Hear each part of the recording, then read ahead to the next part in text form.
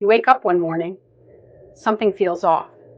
Your partner kisses you good morning, but their eyes, too cold, their smile, too perfect.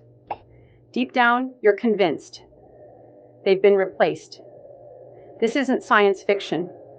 It's a real psychiatric condition. A mind-bending disorder that convinces you the people you love most have been swapped with perfect imposters. Welcome to the nightmare of Capgras Delusion. Capgras delusion is one of the rarest and most disturbing psychiatric syndromes. Patients truly believe that someone close to them, usually a spouse, parent, or child, has been replaced by a look-alike. They don't think their loved one is pretending.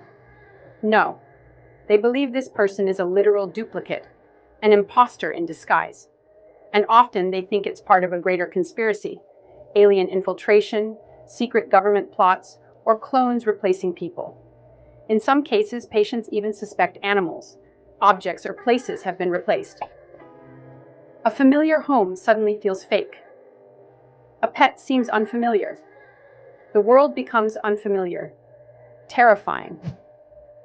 Capgras delusion was first described in 1923 by French psychiatrist Joseph Capgras and his assistant Jean-Reboul Lachaud. They studied a woman named Madame M, who believed her family was being replaced by doubles. She said, "They look just like my husband and daughter, but they are not them." She believed there was an entire network of imposters following her around. Capgras originally believed the cause was psychiatric trauma. But today, science points to a deeper biological root. In a healthy brain, when you see a loved one's face, two things happen. You recognize their features. You feel an emotional connection to them. In Capgras patients, this second part malfunctions. Researchers believe there's a disconnect between the fusiform gyrus, which identifies faces, and the amygdala, where emotional reactions are stored. So the face looks familiar, but the feeling is gone. The brain panics. That must be a fake. This is more than confusion. It's terror disguised as logic. The brain isn't just misfiring, it's trying to rationalize the emotional void. One woman placed her newborn in foster care, claiming the hospital swapped her real baby for another. Another man refused to eat anything his wife cooked, sure the replacement was poisoning him. In a disturbing case, a man with Capgras murdered his father, believing the real man had been taken and replaced. Capgras isn't just bizarre, it's dangerous. Misidentification can lead to isolation, depression, even violence. It's a psychiatric crisis, rooted in a neurological glitch.